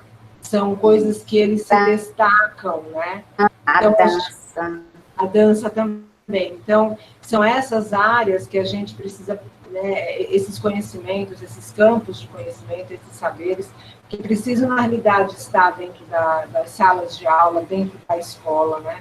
Para que a gente possa, na realidade, acolher. Então, grata pela sua presença hoje, lembrando aos alunos que a frequência, né, os alunos, os matriculados no curso e estudantes também, porque aqui a gente tem professores também presentes, a frequência já está aí na telinha, já foi disponibilizada 2 vezes, não esqueçam, na realidade, de preencher. E se alguém tiver alguma dificuldade com o Google Forms, pode usar o meu e-mail, eu vou tentar solucionar. Eu só não incluí ainda no Google Forms a listagem dos alunos do SIGA. Devo estar fazendo isso amanhã, certo? Então, relembrando para quem chegou atrasado, foi disponibilizado no Google Classroom hoje os exercícios, né, a atividade assíncrona relacionada ao dia 28 de novembro, que está contemplando 3 lives. As 2 lives que foram coordenadas e mediadas pela professora Catiúcia e a live do professor Denilson. No dia 5 de janeiro, nós teremos mais uma atividade assíncrona. Nessa atividade assíncrona será postada atividades relacionadas às lives da professora Elaine Leide sobre a oficina de Libras e as lives da professora Maria Rosário Lucinete com o TEA e da Lucinete agora falando da síndrome de Down. Então, gente, boa noite, muito obrigada. Até o próximo encontro, que vai ser no dia 21 de dezembro, com a presença do professor Huerton, né, e da esposa, falando também sobre a experiência deles com TEA. Não percam, porque vai ser show também. Então, boa noite, boa semana para todos. Obrigada, Lucinete. Tchau.